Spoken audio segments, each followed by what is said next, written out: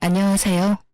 대학만 나와도 어디 가서 기죽지 않고 살 줄 알았는데 그것도 사람 나름이라는 것을 결혼 생활을 하며 뼈저리게 느낀 30대 후반의 여자입니다. 저는 어느 드라마에 나오는 여주인공처럼 딱 조실부무하고 사고무탁한 삶을 보내왔네요. 부모 없이 어디 의지할 곳도 없이 어려서부터 이곳저곳 전전하며 그렇게 자랐어요. 핀잔을 받으며 눈칫밥을 먹다 보니 저절로 독해졌고 나 하나쯤 스스로 건사하며 살아야겠다는 욕심도 생기더라고요. 그래서 저는 환경을 탓하지 않고 정말 악착같이 노력했고 누구나 알 법한 4년제 대학까지 나왔어요. 졸업 후에는 전공에 맞게 쭉 유치원과 어린이집 교사로서 경력을 쌓아왔고요. 제 시댁은 그야말로 배운 집안이라 자부심이 대단했어요. 시부모 전부 서울 유명 대학원 출신이었거든요. 저도 나름 열심히 살아왔다고 자부하지만 그저 그런 4년제 대학 졸업생은 시댁 식구들 눈에는 성에 차지도 않았죠. 그래서 결혼 반대가 무척이나 심했어요. 부모 없어도 당당하게 살려고 노력했던 지난 날들이 무색하게 가방끈이 짧고 또 부모가 없다는 이유로 결혼을 반대하실 땐 속이 많이 쓰리고 자존감도 많이 떨어졌어요. 평생을 함께하려고 약속했는데 그쪽 부모님이 반대하시니 어쩔 도리가 없었고요. 그런데 한참 시부모님을 설득하며 곤욕을 치를 때 찾아와준 축복 같은 우리 아이 덕에 결혼을 할 수 있었어요. 물론 시댁 식구 모두 혼전 임신의 소식에 집안이 수치라며 저를 내치려 했어요. 하지만 남편은 호적에서 파이는 일이 있어도 절대 헤어질 수 없다고 고집을 부렸고 그 덕에 저희는 가정을 꾸릴 수 있었어요. 그때만 해도 애 낳고 제가 시댁에 잘하고 좋은 모습을 보이면 마음을 얻을 수 있을 거라 생각했어요. 그러나 제가 시댁에서 예쁨을 받는 일은 전혀 없었습니다. 아니, 저라는 사람 자체를 인정해주지 않았다고 말하는 게 맞는 것 같네요. 차라리 저를 꼴도 보기 싫다고 시댁 근처에는 얼씬도 못하게 해줬으면 더 좋았을 텐데 시댁 식구들은 저를 뻔질나게도 찾아댔어요. 왜냐면 거의 식모살이 수준으로 저를 부려먹기 바빴거든요. 그뿐인 줄 아세요? 공부하는 남편의 발목을 제가 잡았다며 심호의 원망을 매번 들어야 했어요. 그래서 저는 그 원망이라도 피해보자는 마음으로 남편을 공부시켰어요. 그이가 석 박사 학위를 취득하기 위해 일까지 줄이고 전념하는 동안 저는 가정을 지키기 위해 투잡까지 뛰어가며 뒷바라지를 했어요. 그렇게 지내기를 수년 만에야 시부모님이 말하는 시댁의 명성에 남편도 구색을 맞출 수 있었어요. 하지만 그 후에도 제 노력을 인정받기는커녕 남편의 위상만 높아졌네요. 남편이 결혼 후에도 공부를 놓지 않는 인재라면서요. 그러니 저를 향한 시선은 여전히 곱지 못했고 시모는 그런 저에게 늘 이렇게 말하곤 하셨죠. 넌 정말 결혼 전이나 후나 어쩜 이리 한결같이 볼품이 없니? 너랑 한 공간에 있으면 내 눈을 버리는 기분이라니까. 넌 우리 집안 식구로 지내는 걸 감사히 여겨야 해. 알겠니? 배움도 적고 교양이라고 눈 씻고 찾을래도 못 찾는 널 사람이라 여기고 지내주니 말이야. 어머님, 저를 마음에 안 들어 하시는 거 잘 알아요. 그래도 제가 병균 같은 건 아니잖아요. 볼품없다 여기지 마시고 너그러운 마음으로 좋게 좀 봐주세요. 왜 네가 병균이 아니라고 생각하니? 우리 집안에서 환영받지 못하는 건 병균만도 못한 너뿐인데. 죽었다 깨어나도 내겐 너그럽게 쓸 마음이 없으니 이 집안에서 내 눈에 띄지 말고 네 할 일이나 잘하렴. 어머니, 제가 아내한테 제발 예의를 갖춰서 대해달라 말씀드렸잖아요. 이 사람도 저 만나기 전에는 자기 분야에서 열심히 일하는 멋진 사람이었어요. 저보다 더 강단있고 대단한 사람이라고요. 어머니께서 제 아내를 무시하는 건 어머니 아들인 저를 무시하는 것과 같아요. 그러니 이제는 가족의 일원으로 인정해주시고 좋은 마음으로 지내주세요. 시모가 제게 못되게 말할 때마다 남편이 나서서 저를 감싸고 또 자신보다 나은 사람이라고 표현해주며 또 지금의 자신을 있게 해준 사람이라고 표현해 주었어요. 그렇게 제 편에 서준 덕에 모진 시집살이도 참고 살았어요. 한 번은 이런 대우를 더는 받고 싶지 않아 저 역시 학업에 정진해 학위를 높여보려고 했지만 어떻게 알았는지 시모가 남편이 제 뒷바라지하는 꼴은 절대 못 본다며 노발대발을 하는 통에 제대로 시작도 못 해보고 끝이 났죠. 남편이 시모 눈치 보지 말고 제가 원하는 만큼 열심히 해보라고 했어요. 하지만 제가 시모의 등살에 감당할 엄두가 나지 않더라고요. 사실 제 남편에게는 형이 한 명 있는데 아내인 형님도 석사 학위를 취득해 잘 나가는 회사 연구원으로 있어요. 물론 형님은 아주버님과 결혼하기 전에 이미 능력이 좋았죠. 저는 그 때문에 시댁의 미움이 내게 쏠렸나 하는 생각을 참 많이 했어요. 그러나 꼭 학벌 때문만은 아니라는 사실을 저는 이미 그 훨씬 전부터 몸으로 느끼며 알고 있었어요. 형님은 결혼 후에도 일과 공부를 병행하며 박사 학위를 위해 공부까지 하는 중이었어요. 그리고 조실봉한 저와는 달리 형님네 집안은 돈이 많았어요. 그러니 같은 며느리라도 저울질을 하게 되는 건 너무 당연했어요. 시모가 형님을 참 예뻐했는데 그 수준이 어느 정도냐 하면 남들이 보기에도 형님이 시모의 친딸이라고 믿을 정도였어요. 시댁에 오면 정말 손 하나 까딱 안 했고 물 한 잔을 마시더라도 저더러 꼭 가져오라고 시켰어요. 그리고 그걸 제지하는 사람은 아무도 없었고요. 형님은 늦지막이 아이를 출산했는데 상전도 그런 상전이 없었어요. 조리원에서만 꼬박 한 달을 쉬고 왔음에도 몸조리를 핑계로 저더러 틈만 나면 다리를 주무르라며 시켰어요. 그런데 노산이라 그런지 아이가 몸이 약해서 자주 아팠어요. 큰 병이 있거나 한 건 아니지만 잔병치레도 많고 유행하는 질병은 피해가는 법이 없이 죄다 걸리곤 했어요. 그래서 맞벌이 부부로 지내던 형님은 믿고 맡길 사람이 필요하다며 제가 근무하고 있는 어린이집에 애를 입학시켰어요. 그러면서도 제가 가족이라는 사실이 창피하다며 그렇게도 꽁꽁 숨겨댔어요. 그리고 뒤로는 제게 아이를 잘 케어하라고 당부까지 하더라니까요. 어느 정도 가고는 했지만 형님의 육아 방해는 점차 심해졌어요. 자기가 바쁘다는 핑계로 아이를 우리 집에서 재우는 날까지 생기기 시작했거든요. 초반에는 이해하려고 노력했어요. 형님이 바쁘게 일하는 것은 인정할 수밖에 없는 사실이잖아요. 하지만 한 달에 한두 번 정도였던 게 2주에 서너 번씩 늘면서 제 일상에까지 피해를 끼치게 됐어요. 저는 큰맘 먹고 형님에게 딱 잘라 말했어요. 형님, 일 때문에 바쁘신 건 이해하는데요. 이렇게 자주 제게 맡기시면 저도 제 일정에 차질이 생기기도 하거든요. 피치 못할 사정이 아니라면 저희 집에서 재우는 건 좀 자제해 주셨으면 해요. 동서도 참, 가족 좋다는 게 뭐니? 힘들 때 도우면서 지내는 거 아니야? 동서 말대로 내가 좀 바빠야지 말이야. 어젠 정말 어쩔 수가 없었다니까. 그쵸, 가족이니 도우면서 지내는 건 당연해요.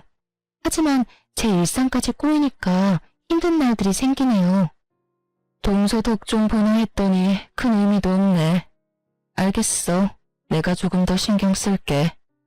형님이 순순히 알겠다고 해 한시름 놓았는데 다음날 시모가 제게 퇴근하면 시댁으로 오라며 전화를 해온 거예요.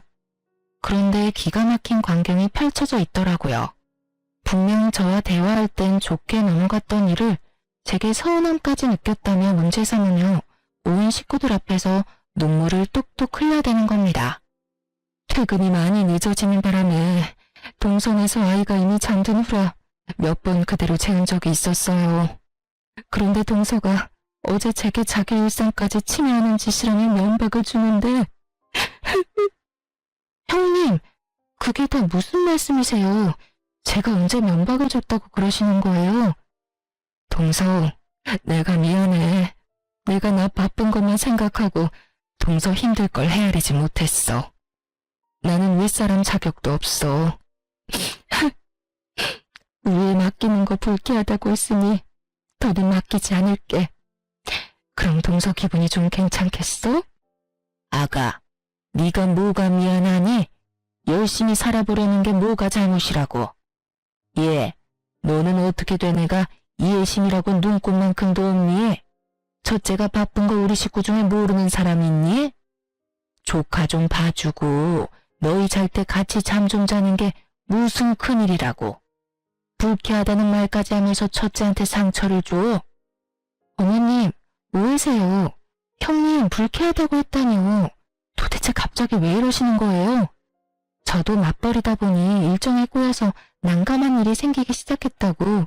그러니 피치 못할 사정인 날은 괜찮지만 그렇지 않을 땐 좀 자제해달라고 정중히 부탁드렸을 뿐이잖아요.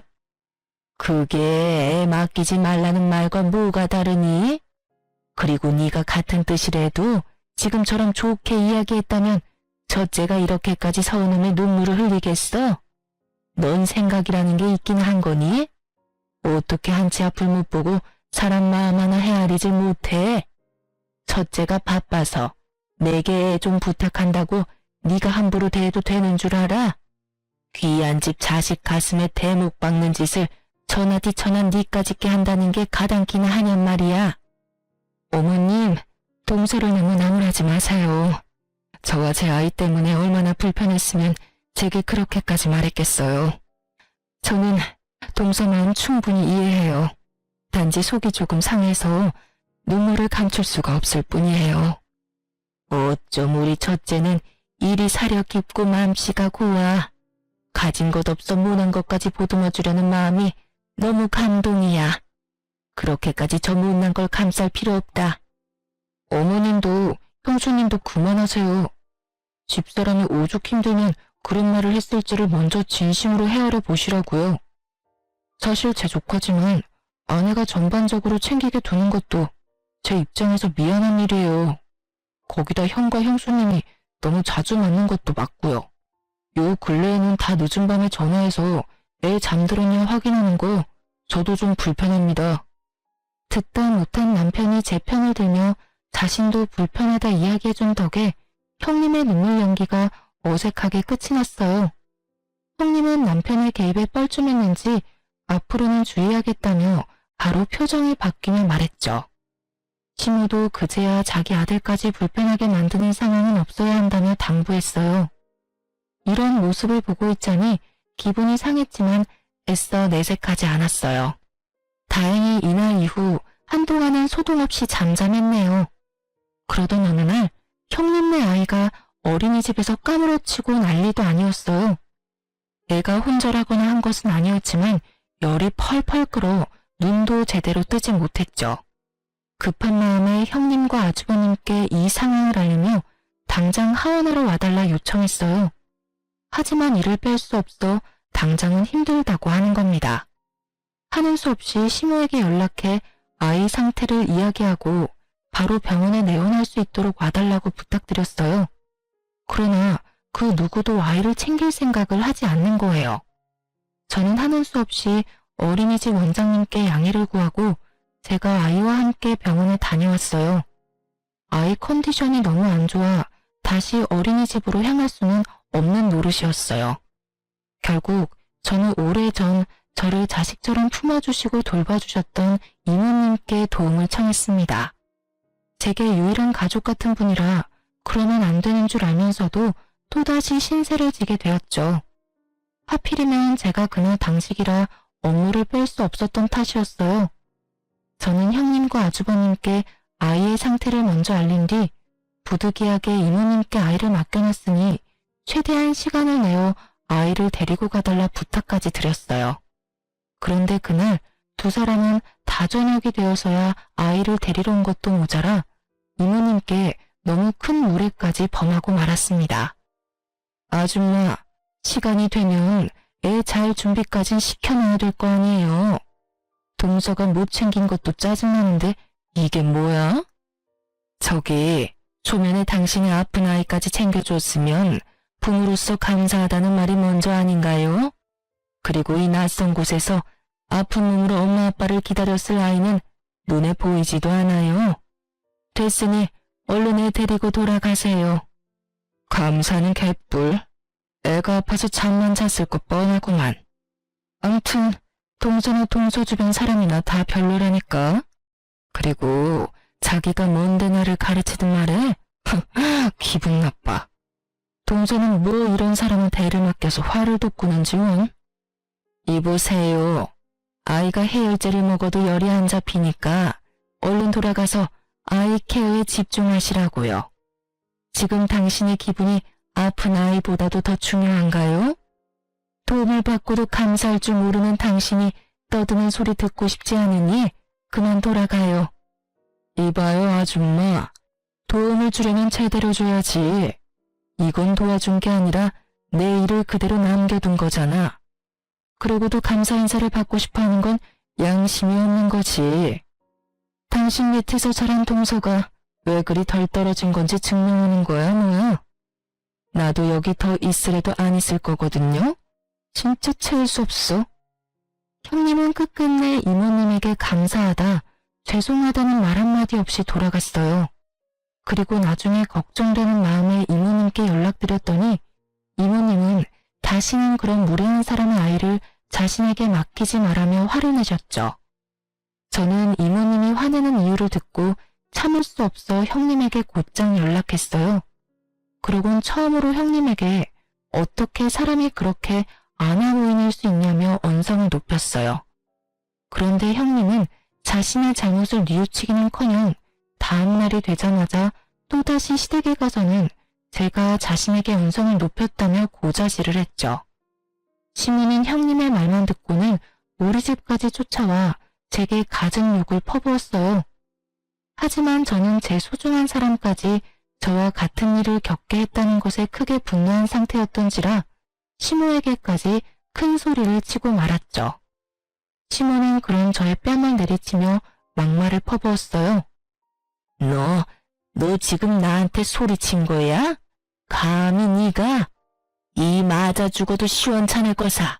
네가 이제 하다하다 나까지 기어오르려고 들어? 내가 그런 꼴을 보고도 가만히 있을 줄 알아? 너 오늘 내 손으로 교육 좀 받자, 응? 제발 무식하게 구는 것 좀 그만하세요. 그렇게 학벌 따지시는 분이 왜 저만 상대하면 그렇게 무식해지는 건데요? 돈 많은 집안 자식이 형님이라 그 사람의 잘못까지 무마되는 건가요? 이러실 거면 어제 어머님께서라도 손주 데리러 오시지 그러셨어요. 그래, 이제 네가 고래고래 소리치면서 네 본성을 보이겠다 이거지? 너 머리는 장식이냐? 네 조카가 아프면 네가 월차를 내서라도 챙겼어야지. 네가 제정신이 아니라 남한테 애를 맡겨놓고 도대체 누구 탓을 하는 거야? 사리분별력도 없는 네가 대학을 졸업해? 가당치도 않지. 어디 가서 학력 위조한 건 아닌지 조사라도 해야 할 판이네 아주. 제가 왜 제 아이가 아픈 것도 아닌데 월차까지 내며 조카를 돌봐야 해요? 형님과 아주버님도 자기 일이 바쁘다는 핑계로 신경도 안 쓰는데 제가 왜 일에 피해까지 받으면서 그런 미련한 짓을 해야 하는 거냐고요. 사리 분별도 못하는 사람은 제가 아니라 형님과 아주버님이고 어머님이죠. 그날 난생 처음으로 억울함에 세상 떠나가라 울어봤네요. 그런데 시모가 우리 집을 나선 지 2시간 만에 제가 시댁으로 향할 수밖에 없는 일이 터졌습니다. 한참을 북받친 감정을 울음으로 쏟아낸 뒤 핸드폰을 보는데 최근에 바뀐 형님의 프로필 사진이 눈에 띄더라고요. 멋진 여행지에서 찍은 사진이었고 찝찝한 마음에도 알아봤는데 확인하는 순간 주체할 수 없을 정도의 강한 분노가 치밀었어요. 사진 속 그날은 바로 아픈 조카를 이모님이 돌봐주었던 날이자 형님과 아주버님이 둘이서 당일치기로 여행을 다녀온 날이었던 거예요. 저는 그걸 알고 시댁을 뒤엎을 요량으로 찾아가 온몸의 분노를 표출했죠. 형님, 진현이 아파서 제 이모님한테 손 벌린 날 설마 아주버님과 여행 다녀오셨어요? 남한테 아픈 애 맡겨두고 희희낙낙 웃으며 놀다 왔냐고요. 동서, 갑자기 찾아와서 시부모님 앞에서 왜 이래? 여행을 다녀오고 안 다녀오고 그게 뭐가 중요하다고. 내가 여행 다녀온 게 시댁까지 쫓아와서 위아래 없이 굴 일이야? 정말 너무한 것도 정도가 있지. 이건 답이 없네. 오늘 제대로 시시비비를 가려봐요. 아픈 애를 두고 여행 다녀오는 부모라는 것도 웃기지만 부부가 놀려고 아픈 애를 생판 모르는 남한테 맡긴다는 게 부모로서 그게 맞는 처사라고 생각하세요? 애 좀 봐줬다고 지금 나한테 훈수라도 하러 왔니?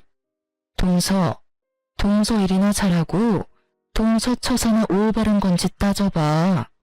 손윗 사람한테 따지려고 시댁까지 쫓아온 것도 모자라 시부모님 앞에다 두고 이런 행동을 보이는 게 맞는 거야? 그리고 원래 애들은 좀 아프면서 크는 거야. 형님, 원래 애들은 아프면서 큰다고 아픈 애를 부모가 돌보지 않는 게 맞는 건가요? 뻔뻔하게 나오면 그게 다 맞는 말인 줄 아시냐고요. 생판 모르는 남한테까지 애를 맡겼던 날이에요. 그런데도 뭐 하나 느끼는 바가 없으세요? 뭐야? 동서가 부족해서 뭘 모르나 본데 우리 같은 인재들이 시간 빼는 게 어디 쉬운 줄 알아? 막말로 내가 동서이면 어린이집 보내는 이유가 다 뭔데? 그런 일 있을 때 애 잘 챙기라고 보내는 거잖아.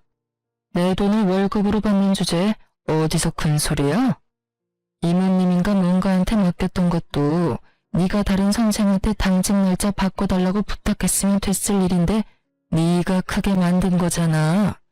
그래놓고 왜 이제 와서 나한테 시비야? 저희는 감정이 격해져 결국 서로의 머리채까지 잡고 싸움을 벌였어요. 급하게 시부모님이 저희를 말렸지만 싸우는 사이 제 손톱에 형님 한쪽 뺨이 긁혔어요.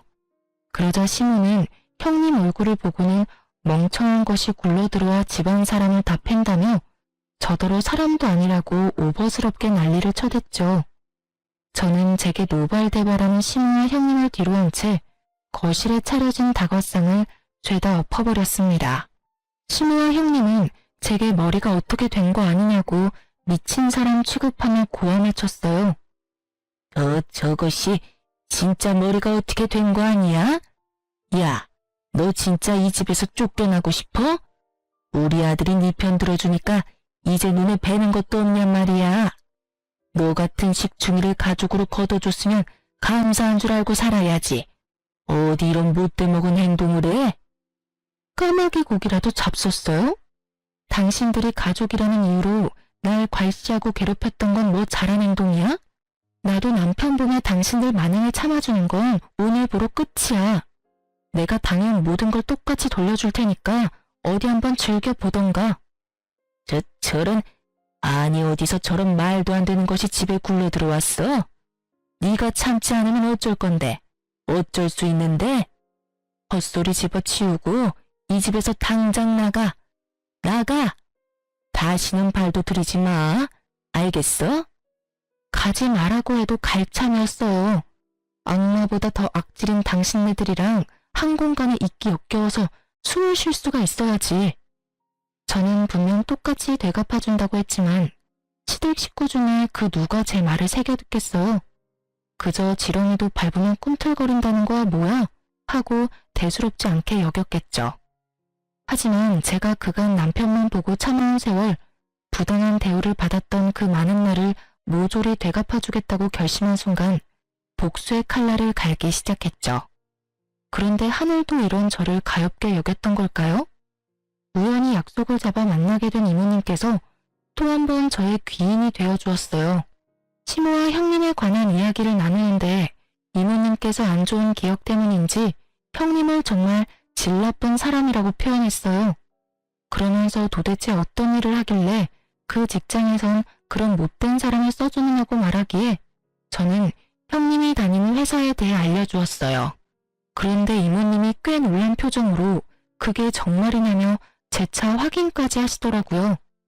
그리고 이모님과의 만남 일주일 후 형님이 회사에서 퇴출당하고 말았습니다. 사실 이모님의 남편이 형님이 다니는 회사의 연구소장으로 있었어요. 그래서 저는 형님이 아이가 아팠던 날에 대한 진실을 이모님께 모두 털어놓았고 혹시 가능하다면 연구소장님께 형님이 부당하게 이득을 취한 정황은 없는지 꼭 확인해주라고 청해달라 부탁드렸죠. 이모님도 형님 같은 사람은 좋은 곳에서 대우받으며 일할 가치도 없는 사람이라며 저를 대신해 말을 전해주었어요. 실무 연구소장님은 형님의 평판과 업무 능력 등을 조사해 나섰고 형님이 그간 해왔던 만행이 낱낱이 밝혀지고 말았던 거죠. 조카가 이모님께 맡겨졌던 그날의 일을 포함해 이전부터 줄곧 이런 방식으로 조퇴나 월차를 냈던 정황이 전부 밝혀지면서 업무 태만으로 해고를 당한 거예요. 하지만 형님은 그때까지만 해도 자신이 잘렸다는 사실을 인정할 수 없다며 자기 같은 인재를 버린 것을 후회하게 만들 거라고 다른 연구원 이곳저곳을 알아보며 뛰어다녔어요. 하지만 이미 연구소장님이 자신의 인맥까지 동원해 손을 써놓은 후였고 졸지의 형님은 나이 가득 찬 취업준비생으로 전락하고 말았어요. 형님이 취업준비로 쩔쩔매고 있던 어느 날 아주버님께서 갑작스럽게 저희 부부를 찾아왔어요. 이전에는 단 한 번도 저희를 먼저 찾은 적 없던 분이라 적잖게 놀랐죠. 그런데 사람이 참 간사하죠. 아쉬울 때 꼭 그렇게 살갑게 굴면서 도움을 청하는 게 말이에요. 모든 안 좋은 일은 한 번에 겹쳐오곤 하잖아요. 형님네도 딱 그런 상황에 놓였던 거예요. 아주버님이 5년 전쯤부터 사업을 시작했는데 처음부터 잘 돼서 무섭게 성장했어요. 그런데 딱 이 타이밍에 갑자기 투자하기로 되어 있던 곳에서 변심으로 투자하지 않겠다고 해버린 거죠.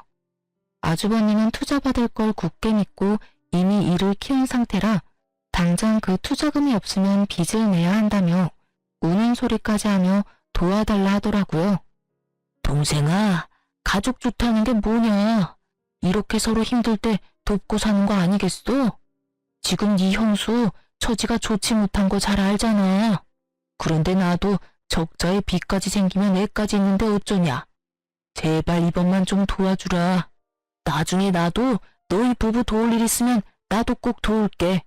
재수씨, 우리 진원이 참 예뻐하잖아요. 우리 아이 봐서라도 좀 도와줘요. 아내랑 상의해보고 연락해줄게, 형. 너무 갑작스러운 부탁이고 금액도 적지 않아서 고민해봐야 할 것 같아. 아니, 가족 일인데 고민하고 말고 할 게 뭐 있어. 너희 그만한 돈도 없는 건 아니잖아. 너도 돈 잘 벌지. 재수씨도 우리만큼은 아니어도 입에 풀칠할 정도는 벌잖아. 그런데 뭐가 문제라고 뜸을 들이려고 그래. 그냥 서로 얼굴 보고 이야기한 김에 정하고 빌려주면 되지. 안 그래요, 재수씨? 그럼 아주버님, 얼굴 보고 이야기한 김에 딱 말씀드릴게요. 저는 투자금 빌미로 아주버님께 돈 빌려주기 싫네요. 저희 언능 살림에 남편 공부하면서 아끼고 아끼며 지낼 때 형님도 아주버님도 돈 잘 벌고 잘 살았잖아요. 그때 제 남편이 한 학기 등록금만 좀 도와달라고 부탁했을 때 뭘 하셨죠? 개미처럼 일하는 네 와이프가 자기 몸을 팔아서라도 마련할 텐데 왜? 라고 했던가요? 재수씨, 그땐 나도 철이 없어서 그런 거죠. 이번에 도와주면 나중에 제가 도울 일 있을 때 꼭 돕겠다니까요. 저 지금 자존심 다 내려놓고 이렇게 부탁하는 건데 어쩌라면 섭섭해요. 그럼 그 자존심 챙기세요. 그리고 이참에 한 말씀 더 드리자면요. 재작년에 남편이 들인 투자금도 이참에 회수할까 해요. 그러니까 지금 빌리는 금액의 최소 2배는 구하셔야겠네요. 예? 투자금을 회수한다고 했어요, 지금? 아니, 재수씨가 뭔데 제 동생이 제 회사에 투자한 돈을 회수해요. 쥐뿔도 없이 우리 집에 들어와서 이만큼 사는 것도 다 내 동생 덕인데 재수씨가 읽어둔 게 뭐 있다고 내 동생 돈을 재수씨가 주물러요. 야, 절대 안 돼. 너 지금 재수씨 말 듣고 투자금 회수하면 우리 우애는 완전 끝이니까 그런 줄 알아. 알겠어? 아주버님, 남편이 넣은 그 투자금의 대부분이 제 돈이에요. 남편이 늦음하기 경제활동을 시작했는데 그 당시에 그만한 큰 돈이 어디서 나요. 내 돈 내가 알아서 하겠다는데 왜 간섭하세요? 여보, 방금 아주버님이 하는 말 들었지? 나 당장 투자금 회수해줘요. 사실 남편 뒷바라지하며 우리 가족의 미래를 생각하면서 악착같이 모았던 돈이 있었어요. 아주버님이 그 당시만 해도 저 남편을 너무 무시해서 제가 남편 기라도 살려주려고 그 돈 쥐어주며 아주버님 사업에 당신이 투자하는 것처럼 해서 투자금 넣으라고 시켰어요. 저야 원래도 시댁 식구들이 무시하는 게 일상이라 괜찮았지만 제 남편까지 은근히 배제당하고 무시당하는 건 참을 수가 없었거든요. 하지만 돈을 빌리러 와놓고 은근 협박조를 띠는 아주버님의 태도에 눈꼽만큼도 도움을 주고 싶지 않더라고요. 아주버님은 제 투자금이라고 말하니 놀란 토끼 눈을 하며 남편에게 사실 여부를 확인했어요. 남편이 제 말이 다 맞다고 하자 아주버님은 금세 태세 전환을 해 제게 투자금 회수하는 이유가 뭐냐며 제발 도와달라 절절히도 말했어요. 재수씨, 내가 미안해요. 내가 실언을 했어요. 혹시 이 시기에 투자금을 회수하려는 이유가 뭐예요? 제 아내 때문이라면 제가 대신 사과할게요. 정말 미안해요. 그러니까 투자금 회수 얘기는 없던 걸로 해줘요. 예? 재수씨 부모님도 안 계셔서 우리가 유일한 가족이라면서요. 그러니까 가족끼리 서로 좀 부족해도 이해하고 돕고 살아요. 제 가족은 얼마 전에 없어져서요. 유일한 가족이 남편과 제 아이뿐이라 이해할 것도 도울 것도 없네요. 그만 돌아가 주세요. 아주버님께서 이러시는 거 상당히 불편해요. 재수씨, 그게 무슨 서운한 말이에요. 가족이 왜 없어져요? 우리가 다 가족이지. 재수씨, 제가 돈 빌려달라고 한 건 고사하고 제발 투자금 회수만이라도 하지 말아줘요. 우리 그 투자금까지 빼면 진짜 길바닥에 나 앉아야 할지도 몰라요. 저와 아내는 그런다고 쳐도 아이는 어떡해요. 우리 아이를 봐서라도 마음 바꿔줘. 제발요. 제가 조카 봐서 여태 참은 건 모르고 왜 이제와 아이를 봐서 마음을 바꿔달라 하세요? 저는 이제 제 아이 봐서 회수해야겠으니 그만 보채고 돌아가세요. 한 번만 더 동동거리시면서 찾아오시면 그땐 문전박대 제대로 당할 줄 아시고요. 아주버님은 우리 집을 나서는 그 순간까지도 제게 제발 도와달라 애원했어요. 하지만 저는 충분히 제 의사를 전한 뒤로는 거들떠보지도 않았죠. 남편은 결국 아주버님을 집에서 끌어냈어요. 그러자 복도에서 더럽고 치사해서 그 돈 안 받는다며 우리 집 현관문을 몇 번이나 발로 차고 돌아가더라고요. 저는 그 모습에 정말 끝까지 못돼 처먹었다 싶은 생각이 들더라고요. 그래서 남편에게 아주버님 연락은 무조건 받지 말라 당부했어요. 실로 하루에 몇 번씩 남편에게 전화를 했고 남편의 일까지 방해할 수준에 이르자 남편도 나중에는 아주버님 연락처를 수신 차단해버렸죠. 그러자 시모가 제게 연락해 열불을 냈어요. 동생이라고 하나 있는데 제가 우애를 다 갈라놨다면서 저더러 오늘보다 더 더럽고 추악한 것이라고 하더군요. 저는 그런 시모의 전화를 끊어버렸어요. 더 듣고 있어봤자 제게 득될 거 하나 없으니까요. 그런데 시모가 그런 제 행동에 머리끝까지 화가 나는지 우리 집에 찾아와 문을 열라며 난동을 부리는 거예요. 복도식 아파트라 이웃집 눈치가 많이 보여 결국 문을 열어주고 말았어요. 들어오자마자 제 얼굴을 내리치며 귀청 떨어지도록 언성을 높여 소리쳤어요. 감히 네가 내 전화를 멋대로 끊어? 내가 그러고도 가만히 잠자고 있을 줄 알았냐? 오만방자한 것이 감히 시어머니 알기를 개떡같이 알고 하는 행동마다 사람 천불을 나게 만들어? 배우다 만 것들은 이래서 안 된다니까. 얼마나 못 배웠으면 행동거지가 그따위야. 이런 것도 사람이라고 고개 쳐들고 있는 꼬라지하고는. 오만방자한 건 제가 아니라 어머님 첫째 아들이죠.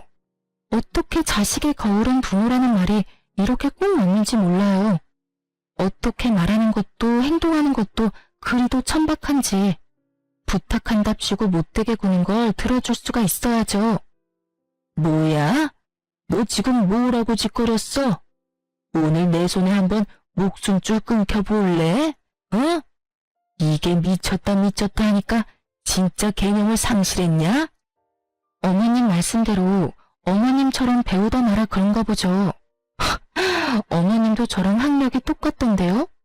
그러면서 왜 그리도 학력 따지면서 사람 무시한 건지 저는 아직도 이해가 안 되네요.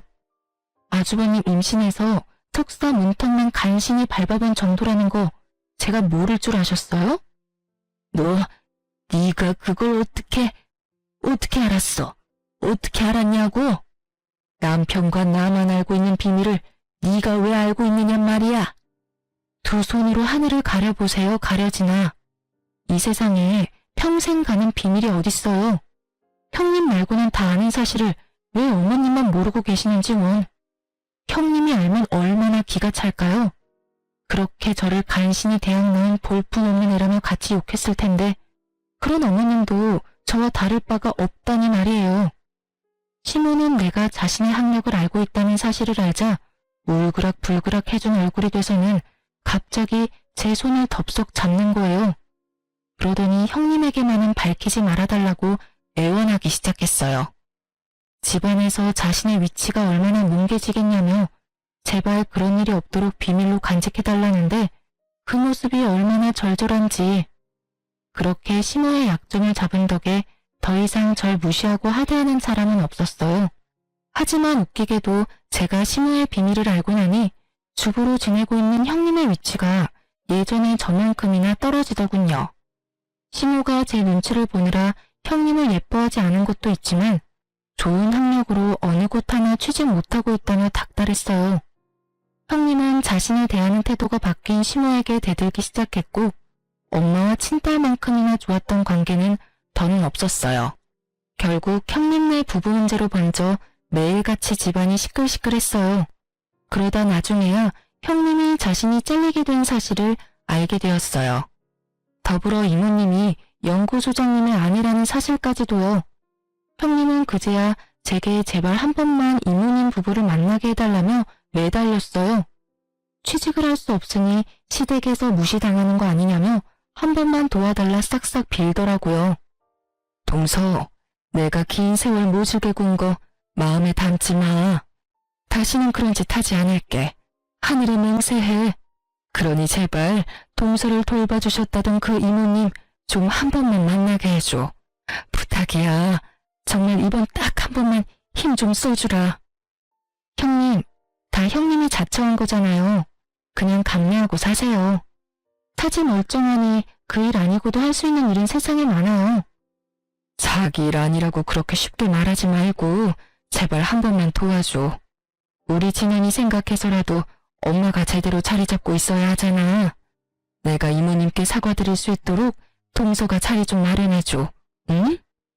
같이 애 키우는 입장이니 이것저것 재고 따지지 말고 닥치는 대로 일하며 애 키우고 사세요. 다른 사람들도 다 그러고 애 키우며 살아요. 저는 자기의 위신을 위해 이제야 이모님께 사과한다는 형님을 깡그리 무시한 채 일절 이모님과 연결해주지 않았어요. 아주버님은 투자 얘기가 오간 뒤 저희 때문에 망하면 가만두지 않겠다며 이를 갈더군요. 하지만 그도 얼마나 가겠어요. 세상 이치가 자기들 뜻대로 되진 않잖아요. 아주버님은 또다시 우리를 찾아와 죽는 소리를 해대며 저희가 도와주지 않으면 이제 더 방도도 없다면서 자기가 망하는 건 다 우리 탓이라고 고성방가를 해댔어요. 재수씨, 진짜 사람 그렇게 안 봤는데 치사하고 더럽고 꼭 그렇게까지 해야만 했어요? 사람 목줄을 쥐고 흔드셔야 마음이 풀리냐고요. 예? 아우, 사람이 부탁을 했으면 들어주는 신용이라도 해야지. 많이 취하셨네요. 그냥 돌아가세요. 저흰 더 할 말 없네요. 형, 진짜 대체 왜 이래? 그만 돌아가. 밤이 늦었어. 아우, 시끄러워. 네가 제일 나빠. 알겠냐?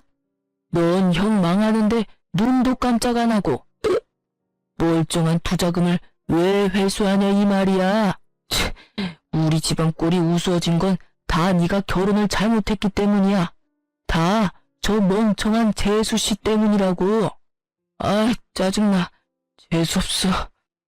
남편이 아주버님을 말려도 소용없었고 형님까지 불러 아주버님을 데려가라 했지만 그것도 소용없었어요. 결국 아주버님이 남편 멱살을 잡기 시작했고 서로 몸싸움이 시작되었죠. 경찰이 출동한 후에야 말릴 수 있었어요. 그 과정에서 우리 아이는 겁에 질려 자기 방 들어가서 머리를 감싸준 채 벌벌 떨고 있었어요. 그 모습에 억장이 무너지더라고요. 그래서 처음엔 아주버님네 부부와 합의는 하지 않으려 했어요. 하지만 조카가 눈에 밟혀 합의를 보긴 봤네요. 그러나 이 사건으로 남편은 그간 제가 자기 식구들에게 당했을 서름을 뼈저리게 이해하게 된 계기가 되었어요. 그래서 그날 이후 남편과 저는 시댁 식구와 연 끊고 연락까지 다 차단하며 남편이나 저나 둘 다 서로만 의지하며 살기로 굳게 마음먹었답니다. 나중에 시모가 남편에게 어떻게 부모와 자식 간의 관계를 끊을 수 있냐며 절대 안 된다고 남편을 설득하려 안간힘을 썼어요. 하지만 남편은 끝내 시모의 설득을 거부했고 나중에는 시모가 제 옷깃까지 부여잡으며 제발 이런 악연으로 남지 않도록 제가 나서달라더군요. 예, 어떻게 부모를 멀리하고 지낼 수 있어? 제발 네가 내 아들 좀 어떻게 해주렴. 내가 다시는 내게 못나게 굴지 않겠다 약속도 했지 않니? 그런데 갑자기 왜 내 아들이 그런 마음을 먹은 거야? 나는 내 자식 못 보고는 못 산다. 이런 불효가 어디 있니? 어머님, 어머님께서 저에게 저질렀던 멸시와 악행이 낳은 결과니까 직접 이 문제를 해결해 보세요. 그러면 남편도 마음을 달리 먹을 줄 혹시 아나요? 죄송하지만 저는 원래도 부모가 없던 몸이라 아쉬울 게 하나 없네요. 아니, 제가 앞으로 어머님과 아주버님 내외를 마주하지 않아도 된다고 생각하니 이제야 숨이 쉬어져요. 그러니 이제 그만하세요. 나는 시모의 마지막 애원도 딱 잘라냈어요. 그제야 시모는 눈물바람을 하며 지난날의 자신의 언행에 후회라는 걸 하게 되었네요. 후에도 제가 근무하는 곳에 찾아왔지만 저는 절대 시모를 만나주지 않았어요. 나중에 남편이 시모가 제 직장까지 찾아온 것을 알고는 직장까지 옮기라고 권유했고 마침 좋은 자리가 나 저는 이직을 하게 되었네요. 모든 풍파가 지나간 뒤 이제야 좀 살맛이 난달까요? 형님이 남편과 한 번 연락이 닿은 적이 있는데 그때 들은 소식으로는 아주버님도 형님도 먹고 살기 위해 학위와 관계없는 일을 시작했다고 하더라고요. 그리고 시모는 하나 남은 자식마저 자신이 등질까봐 전전긍긍하며 조카의 양육을 도맡아 하고 있다고 해요. 뭐라도 도움이 되면 자신의 곁에 남아있을까 하는 마음으로요. 나중에 그렇게 없는 듯 계시던 시부가 시모의 양육을 보고는 남편에게 조카만이라도 돌봐줄 수 없겠냐고 부탁하셨죠. 시모의 스트레스를 오롯이 조카가 받고 있다며 가여워 죽겠다고요. 하지만 남편은 그것 또한 그들이 만든 상황이니 절대 우리 부부는 개입하지 않겠다고 선을 그었어요. 그 후로 시부도 더는 저희에게 연락해 그런 부탁은 하지 않았죠.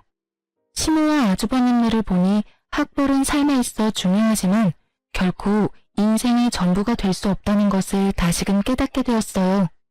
지금 저희 부부는 아이와 단란하게 지내며 소소한 행복 속에서 지내고 있답니다. 그리고 저는 새로운 어린이집에서 새롭게 자리 잡아 제 일상이 좀 더 윤택하게 변화했어요. 이전에는 더 나은 곳으로 옮기며 급여나 환경 모두 훨씬 좋아졌거든요. 이전의 일상에서는 상상해보지도 못한 그런 여유로움을 이제는 매일 누리며 지낸다는 것만으로도 행복해요.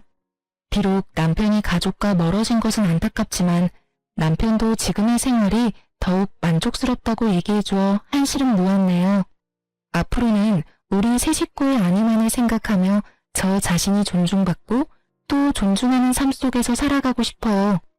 다사다난한 30대를 잘 마무리하는 해를 보내고 부디 제 40대는 찬란하게 피어나길 바라며 이만 사연을 마칩니다. 시청자분들께서도 늘 존중의 삶 속에서 평안하시길 기원합니다.